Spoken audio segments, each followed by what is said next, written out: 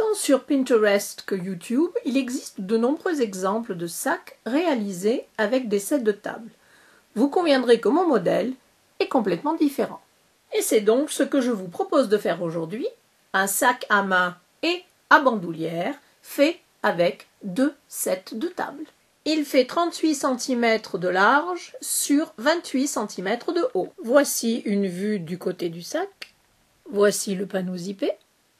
De chaque côté du sac, une patte et sa demi-lune pour tenir les extrémités d'une bandoulière. L'intérieur est entièrement doublé, sans aucune couture apparente. J'ai ajouté une poche plaquée et doublée.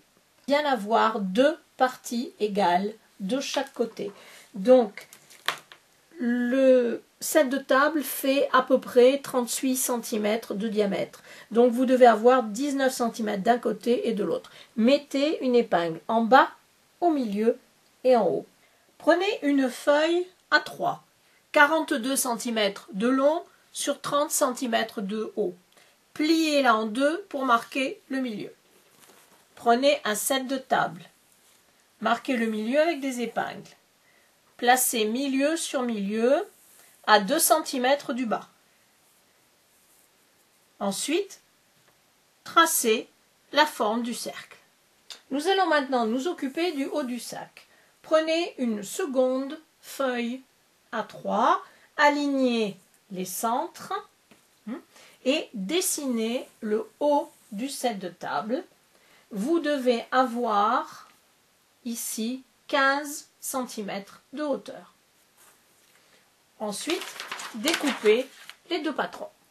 Pour faire les 2 anses et porter le sac à la main, découpez 2 bandes de tissu extérieur aux mesures données dans la fiche à cette adresse comme d'habitude.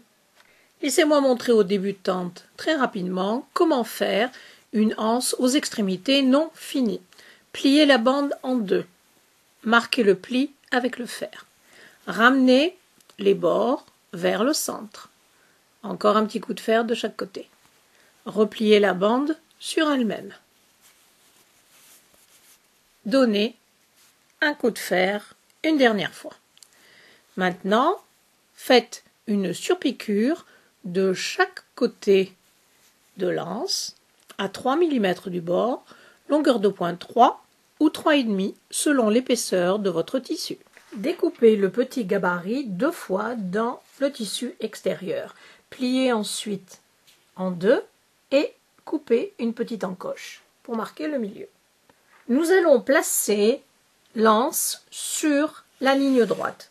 Mesurez 5 cm à partir de chaque côté. Placez les extrémités de l'anse. Un bord sera au même niveau, alors que l'autre bord, vous ferez pivoter l'extrémité de 1 cm. Mettez ensuite des épingles. J'ai oublié de vous dire que la jolie partie de la piqûre sera endroit contre endroit. Faufilez une première fois à 5 mm du bord, la deuxième à 1 cm à partir du bord. Finalement, ramenez l'anse au milieu et maintenez avec des épingles. Ceci sera le haut de mon sac avec l'épingle qui montre le milieu. Placez endroit contre endroit le panneau avec l'anse, alignez l'encoche et l'épingle, maintenez avec des pinces et faites une piqûre à 1,5 cm du bord, longueur de pointe 2,5, d'un côté jusqu'à l'autre. Avant de retourner le haut du sac sur l'endroit, commencez par cranter le bord. Ensuite, utilisez une paire de ciseaux ou le cutter rotatif pour couper le surplus de set de table qui est très rigide. Là, j'ai été jusqu'à peu près à 1 mm du bord. Sur l'endroit du tissu extérieur, faites une surpiqûre à 5 mm du bord, longueur de pointe 3,5. Ensuite, nous allons fixer l'anse au set de table, c'est-à-dire que j'ai fait une autre ligne ici de piqûre à 2 cm du bord. Retournez le côté du sac sur l'endroit. Pliez le haut sur 10 cm mettez des pinces pour tenir en place et ensuite faites une surpiqûre à 1 cm du bord, longueur de point 3,5 pour maintenir le petit rabat en place. Découpez les deux bandes pour les côtés du tissu principal et de la doublure, pliez-les en deux, découpez des petites encoches pour marquer le milieu. Sur celle qui ira autour du tissu extérieur, j'ai cousu un morceau de ouate. Vous pouvez aussi repasser un morceau de thermocollant et vous voyez, il est 1/2 cm plus petit de chaque côté. Prenez un des côtés extérieurs du sac, placez endroit contre endroit, faites coïncider l'encoche avec l'épingle pour le milieu, mettez des pinces d'un côté et de l'autre. Ensuite, vous allez commencer à coudre à 1/2 cm du bord, longueur de point 2, à partir du milieu vers un des côtés. Arrêtez-vous, recommencez ici et cousez l'autre côté jusqu'en haut. Pour coudre le second côté, enroulez le set de table et placez le pied de biche de cette manière, comme ceci. Et vous allez remonter vers le haut du sac. Pour coudre l'autre côté du sac, nous devons procéder différemment. Première chose à faire, alignez les bords supérieurs, mettez des pinces pour bien les tenir un en face de l'autre.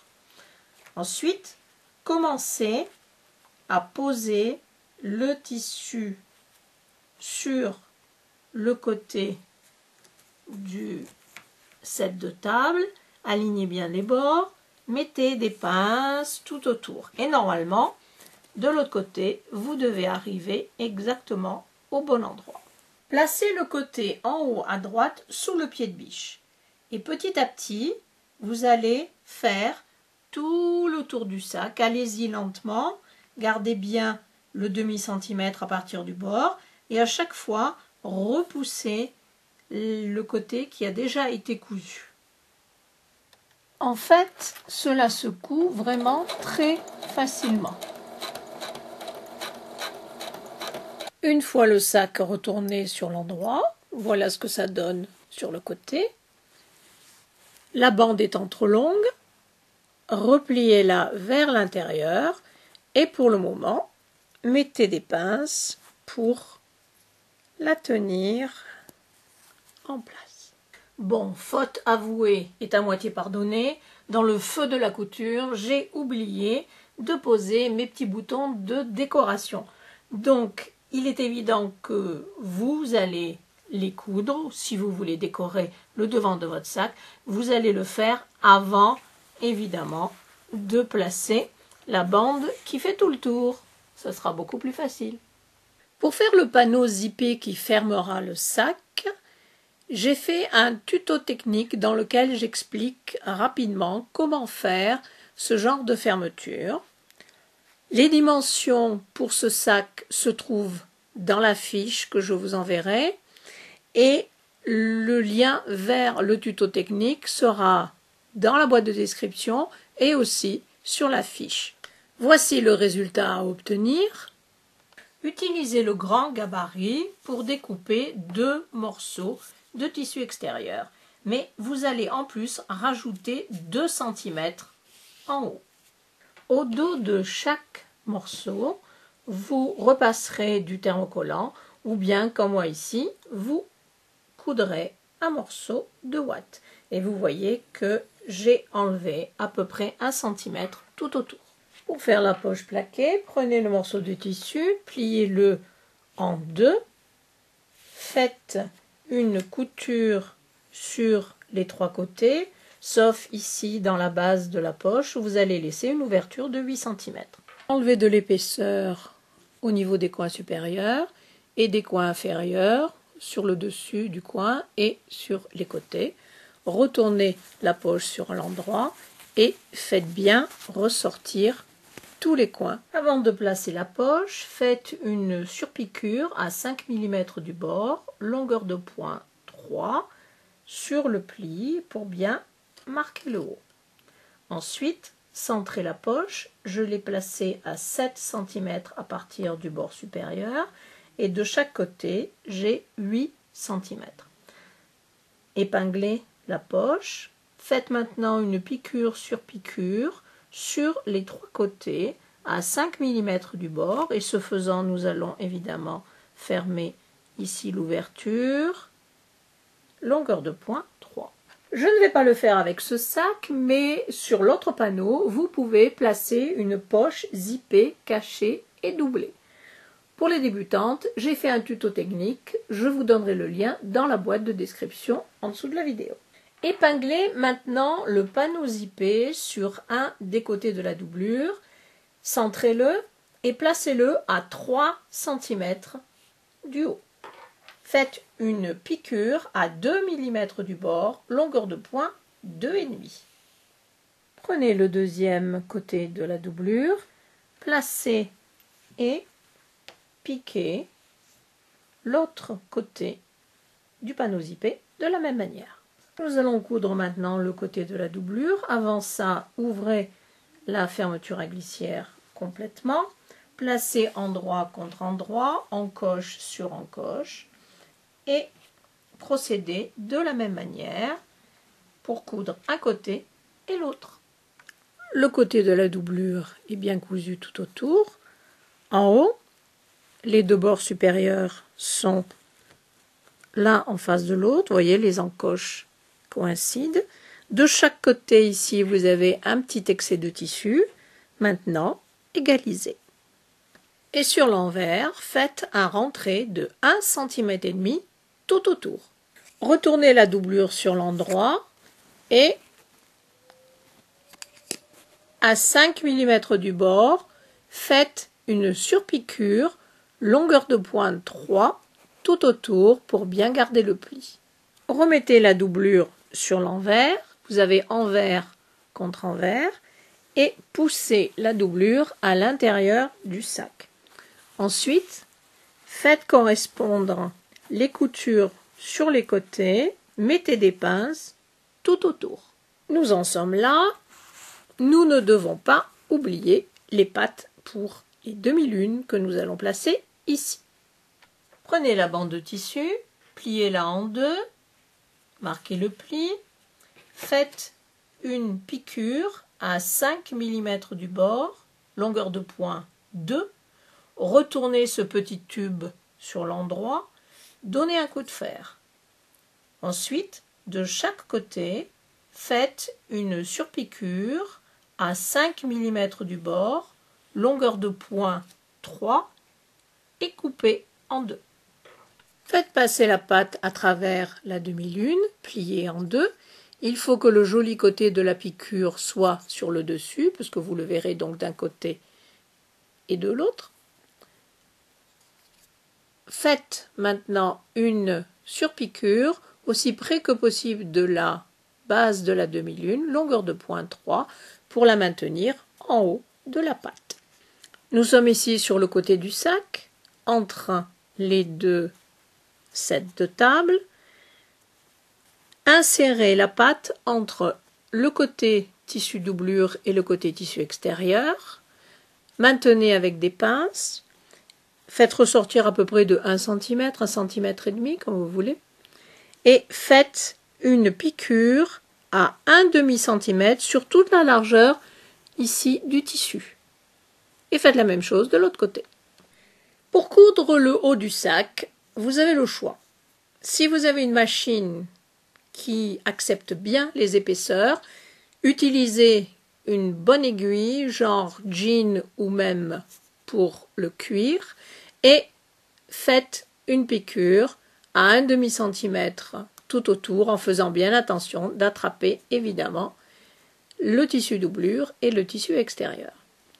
En ce qui me concerne, je vais coudre le bord à la main en utilisant le point d'échelle que j'affectionne particulièrement. Et le résultat ressemble à ça. C'est cette ligne de piqûre. Vous voyez, c'est très plat, très joli et on ne voit absolument aucun point ici. J'ai fait un tuto technique dans lequel j'explique comment faire ce point. Cette vidéo est très courte et explique en détail, mais rapidement, comment faire ce point. Je mets le lien dans la boîte de description en dessous de cette vidéo et vous le retrouverez aussi dans la fiche. Il ne vous reste plus qu'à faire la bandoulière. Vous suivrez exactement la même méthode que pour l'anse. Vous pouvez la faire un tout petit peu plus étroite. Les dimensions vous seront données dans la fiche.